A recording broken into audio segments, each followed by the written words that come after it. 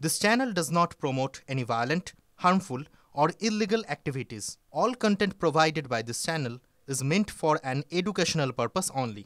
Top quality और consistent performance के लिए सिर्फ सिल्वर पंप नाम याद रखना। খড়দায় অস্ত্র উদ্ধার, অভিযুক্ত নাইমের সঙ্গে নাম জড়ালো পানিহাটি তৃণমূল বিধায়ক নির্মল ঘোষের। বিধায়কের সঙ্গে নইমের ছবি পোস্ট বিরোধী দলনেতা শুভেন্দু অধিকারী। অস্ত্র কারবারি নাইম বিধায়ক নির্মল ঘোষের ঘনিষ্ঠ, এমনই দাবি শুভেন্দু অধিকারী। অভিযুক্ত নাইম তৃণমূল কাউন্সিলর বিশ্বনাথ দের ডান হাত বলেও দাবি করেছেন বিরোধী দলনেতা। বিধায়ক নির্মল ঘোষকে জিজ্ঞাসাবাদের জন্য ডিজিপিকে পরামর্শ শুভেন্দু অধিকারী।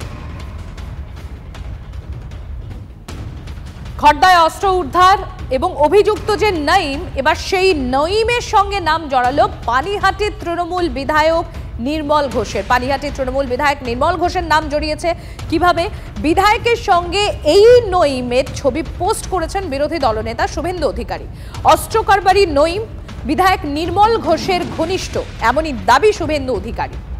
অভিযুক্ত নাইম তৃণমূল কাউন্সিলর বিশ্বনাথ দেরও ডান হাত বলে দাবি বিরোধী দলনেতার, অর্থাৎ তৃণমূল কাউন্সিলর বিশ্বনাথ দে এবং তার পাশাপাশি বিধায়ক পানিহাটি তৃণমূল বিধায়ক নির্মল ঘোষের সঙ্গে তার ছবিও রয়েছে, এমনই দাবি শুভেন্দু অধিকারী সেই ছবি পোস্ট করে।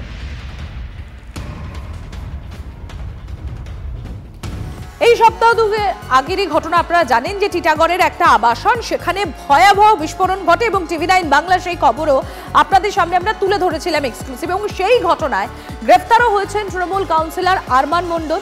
আর এবার যেরকম আপনাদের বলছিলাম এই নইমের খবরটা, যে পানিহাটিতে তৃণমূল কর্মীর বাড়িতে সেখানে অস্ত্র ভান্ডার উদ্ধার হয়েছে দেশি বিদেশি পিস্তল, কার্তুজ। আর শুধু কি তাই, কার্তুজ আবার সেনাবাহিনীর ব্যবহৃত। আর তারপরে এই অভিযুক্ত নাইম আলীকে আগরপাড়া থেকে গ্রেফতার করে পুলিশ।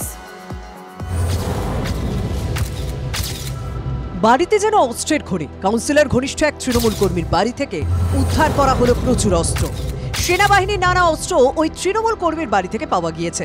গোপন সূত্রে খবর পেয়ে কামারহাটি ও খড়দা থানা পুলিশ অভিযান চালায়।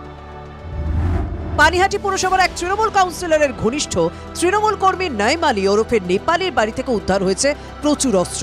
খড়দা থানা এলাকার মৌলানা সেলিম রোডে নাইমের বাড়ি থেকে উদ্ধার হওয়া অস্ত্রের মধ্যে রয়েছে স্টেনগান, নাইট্রো অ্যামিউনেশন, কার্তুজ।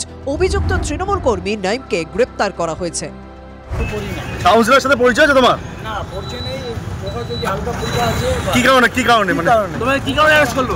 যার ওর স্টেটমেন্ট আছে, রেন্ট ভাড়া দিয়ে ওর নাকি চলতো, এটাই বলছে। আপাতত গুলি আপাতত 13 রাউন্ড পাওয়া গেছে। আর আর্মস 4টে পাওয়া গেছে। হ্যাঁ, পাওয়া গেছে। বিজেপির নিশানায় পানিহাটি পুরসভা 6 নম্বর ওয়ার্ডের তৃণমূল কাউন্সিলর বিশ্বনাথ দে। বিজেপি নেতাদের মুখে নইমের পাশাপাশি নাম উঠে আসছে মন্টু খান নামে আরেক তৃণমূল কর্মীর।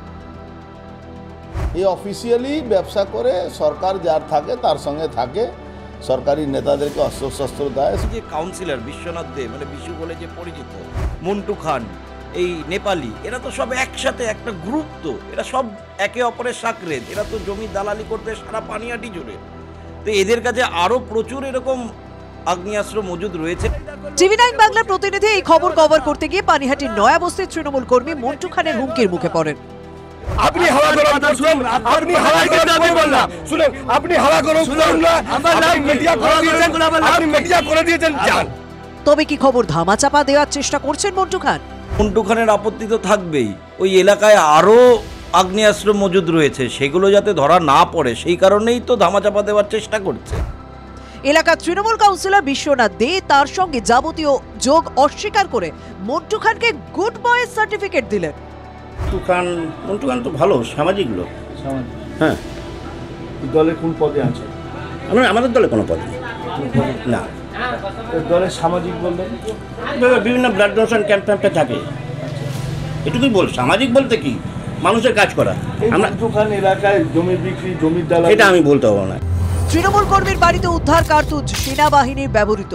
কোথা থেকে তা এলো পানিহাটিতে? নেপথ্যে কোন চক্র? ধৃতকে জেরা করে তথ্য তালাশ তদন্তকারীদের। টিটাগড়ে বিস্ফোরণ কাণ্ডে বিল্ডিং এর প্রমোটার স্থানীয় কাউন্সিলরের বিরুদ্ধে ফ্ল্যাটটি জবরদখল করে রাখার অভিযোগ ওঠে। এরপর গ্রেপ্তার হন কাউন্সিলর আরমান মণ্ডল। এবার তৃণমূল কর্মীর বাড়িতে অস্ত্র ভান্ডার, স্বাভাবিকভাবে এগুলিকে হাতিয়ার করে সুর চড়াচ্ছেন বিরোধীরা। অনন্ত চট্টোপাধ্যায়ের রিপোর্ট, TV9 বাংলা।